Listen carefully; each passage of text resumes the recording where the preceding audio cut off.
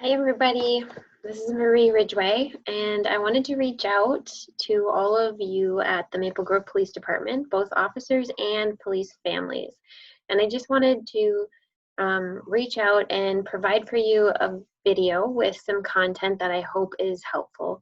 Given all of the stressors that are going on related to first COVID and then the civil unrest of the last month, the fact that that isn't all behind us, and just the additional strain that that's putting on everybody, I wanted to reach out and give you some ideas about a framework for understanding how stress gets handled, especially these high levels of stress on top of a stressful career, and then also some ideas of what to do, how to be supportive to one another, and the importance of support and making sure that you've got enough of it, especially during times like this.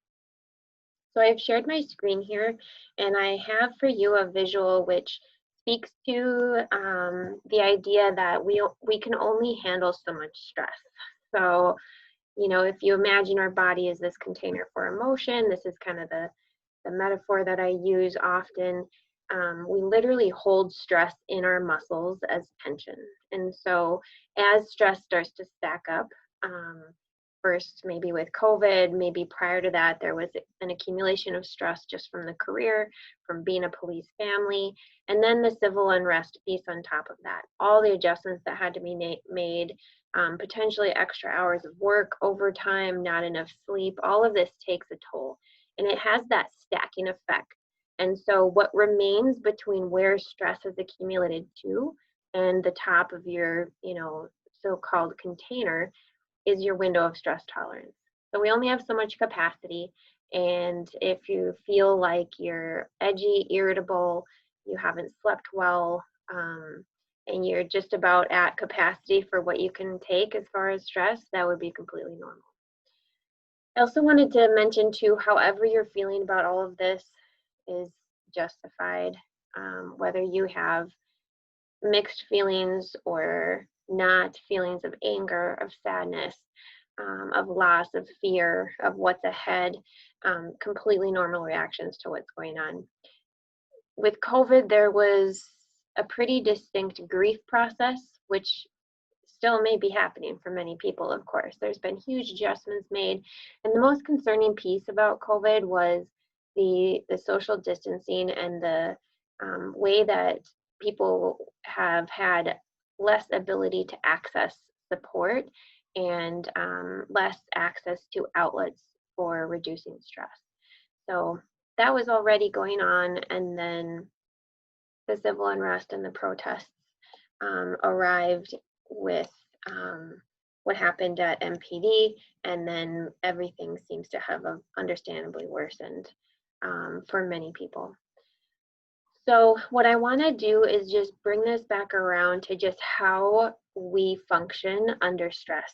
Stress gets talked about as a negative thing, honestly, and I'm guilty of that as well, because there is such a thing as toxic stress. And that's what is the worrisome aspect of it. But stress is actually healthy for us in moderate amounts. So we are really built for stress. When we exercise or lift weights, our muscles break down. While we're recovering, they build back stronger, and that's how we get stronger overall. So there are actually many ways that commonly life these days is built around a lot of comforts that reduce stress, but actually also then cause us other problems. So we're built for stress as long as there's recovery that follows. So this graphic here explains the nervous system and the stress response and how we are really built for intensity, but then we need equal recovery. So when you get those adrenaline dumps and you don't have enough sleep, particularly REM sleep with the cycles that are really like a rinse cycle for your brain. If you're not exercising, if you're not feeling connected and have others who have your back, who you can kind of co-regulate with, then intensity can continue to stack up. So intensity without enough recovery is the dangerous piece. Anybody who had to work extra long rotations, didn't have enough sleep, didn't have enough exercise, even lack of hydration, all of these things are what our systems need to recover. So if you felt that stack up and any other symptoms of stress started to show up, like irritability, anger, easily frustrated with loved ones or whatnot, completely normal responses to these levels of stress. I just wanted to kind of normalize that and explain what's going on there. And then as um, as you're thinking about how to, minimize stress reactions or be supportive to each other, to your families, get enough support in your life, whatever that may be, I want to talk a little bit about protective factors. So having a balanced life is one of the biggest things you can do. So I think of it, if we're hopefully asleep for about a third of our life, we're at work for about a third of our life, there's another third there that you need to protect. And if you can invest in that third, just like you do, hopefully you prioritize sleep, and hopefully, I'm sure you invest in work. If you invest in all of those things that are outside of work, the things that came before your career and the things that last after your career, that is going to help you stay a well-balanced person and help you be more resilient through stress. So that goes also for police families. So if you've got enough going on in your life that's helping keep you balanced, you're going to be able to be present and supportive to your loved one who is a police officer in the ways that they might need.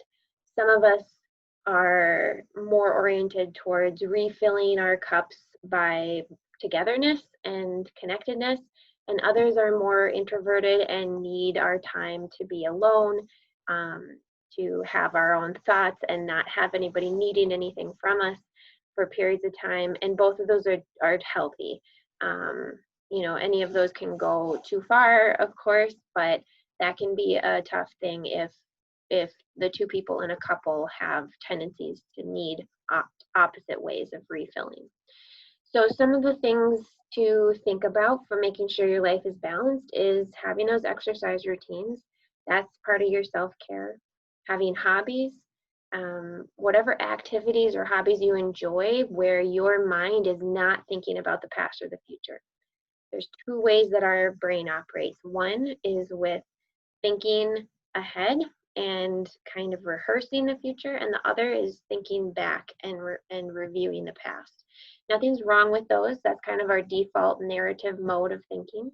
But what is helpful is to make sure you have a good balance so that you're doing that maybe half the time, and the other half of the time you're presently aware. So if you've ever had somebody say to you, you're here physically, but you're not here mentally or emotionally, that's exactly what they're noticing. So that present awareness where you're alert, you're focused, you're content, you might even feel kind of a feeling of flow, it gets called. That's the direct experiencing piece. So if you're fishing on a lake, if you're connected to your kids or your family, if you're engaged in some activity that you love, you're probably in that direct experiencing mode versus the narrative mode. And that's a really healthy place to be. As a police officer, for survival reasons, that forward thinking mode gets reinforced. And especially right now, with so much having happened and more coming, as far as, the hearings and the worry of laws being changed, policies being changed, it's really important to make sure you're getting enough of that present mode of thinking, the direct experiencing. For survival reasons, again, even prior to this point, you need to be one step ahead as an officer. You need to be prepared for the next thing. And so understandably, that thinking ahead mode gets reinforced, and people tend to stay there as well and forget that there needs to be time when you feel safe enough to let go of that mode and just be present for your family, for yourself.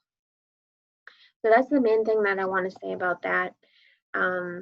I want to just remind you of the access that you have to our wellness program. You're welcome to come in individually. You're welcome to come in as a couple. I'd be happy to talk through any challenges you might be having regarding communication, time, anything, any pieces that have come up because of what's been going on lately. I want to just reiterate that our services are available to you. There's a number of us who are available with varying options for scheduling as far as days, evenings, even some weekends with some of my staff.